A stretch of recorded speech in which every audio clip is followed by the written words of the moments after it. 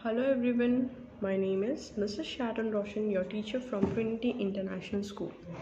So, Chapter 7, No Pain, No Gain. Struggle makes us shine. Everything that happens in our life helps us to make us better than yesterday. If you look at your past, you will see that every difficulty has made you stronger.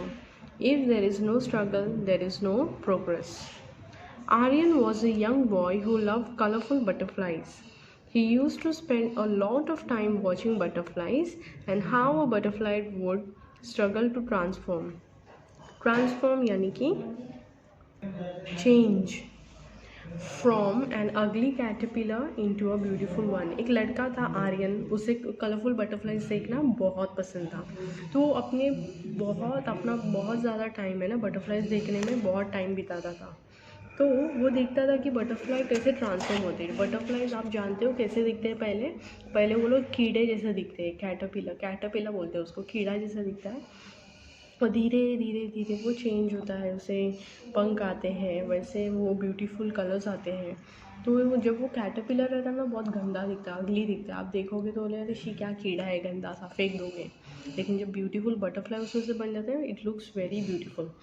One summer afternoon, एक दिन दोपहर में क्या हुआ, Aryan was in the garden. He saw a cocoon with a tiny opening. Cocoon यानी कि a covering or a case. Okay, it meant that the butterfly was trying to make its way out. He decided to sit over and watch how the butterfly would come out of the cocoon. तो ऐसा कुछ case या डिब्बा जैसा है, तो उसमें से बटरफ्लाई आएगा. उसने सोचा कि अभी मैं देखने के लिए बैठ जाता हूँ कैसे बटरफ्लाई बाहर आएगा. He watched the butterfly struggling to break the shell of the cocoon for almost 8 hours. उसने देखा कि बटरफ्लाई कैटरपिलर जो है अपना शेल को तोड़ने के लिए ऑलमोस्ट उसने 8 घंटे लगाए. 8 घंटे से वो ट्राई कर रहा था. Unfortunately even after continuous attempts यानी कि इतना ट्राई करने के बावजूद for many hours there was no progress.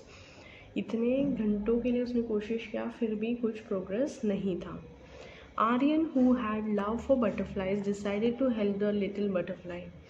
Aryan जिसको बटरफ्लाइज इतने पसंद थे, उसने सोचा कि मैं अभी उसे हेल्प करूँगा आने के लिए. He got a pair of scissor and tweaked यानी ट्विस्ट और pull with a sharp movement the cocoon to make a bigger opening for the butterfly and remove the remaining cocoon. The butterfly came out of the cocoon without any struggle. Unfortunately, the butterfly looked no longer beautiful. It had a swollen body with small and withered wings. उसका जो skin था पूरा swollen था, सूजा हुआ type, withered wings. Aryan thought that soon the butterfly would expand its wings, shrink the body and take off in the air. उसने सोचा कि अभी थोड़ी ही देर में वो एक्सपांड बड़ा होगा, श्रिंक होगा और उड़ने लगेगा. But neither the wings expanded nor the swollen body reduced in size. The butterfly just crawled यानी कि चलने लगा. It was never able to fly although through its life. Aryan's mother, who was looking out for him, saw the butterfly and understood what his son had done. तो जैसे आर्यन की mummy उसको ढूंढ रही थी, शी सॉ कि आर्यन कहाँ है, और देखकर मालूम पड़ गया कि आर्यन ने क्या किया होगा. She explain to him, Aryan although you did it with a good intention यानी कि तुमने एक अच्छा विचार सोच कर किया, लेकिन yet what you did was wrong. फिर भी तुमने जो किया वो गलत है. It is only after going through the struggles that the butterfly would grow like any other butterfly, beautiful butterfly. अगर स्ट्रगल में से ही गुजरेगा, पास होगा, तो ही वो बाकी बटरफ्लाइज के जैसा ब्यूटीफुल दिखेगा. The continuous effort from the butterfly to comes out of cocoon would let the fluid stored in the body convert into wings. The body would become lighter and smaller, and the wings would be beautiful and large. Similarly, in life, only when we undergo struggle and face challenges do we shine and become stronger.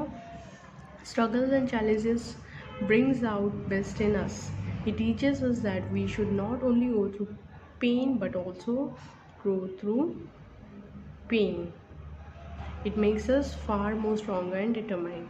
तो उसकी mummy बोलती वैसे ही हमारे life में हम जब pen से मतलब मुश्किल से गुजरते हैं तब जाके हम आगे जाके एकदम शाइन होते हैं, स्ट्रॉन्ग होते हैं ना, क्योंकि हम उस पेन से गुजरे हुए हैं। हमको मालूम है कि यहाँ तक पहुँचने के लिए, ये सक्सेस पाने के लिए हमने क्या क्या नहीं किया है।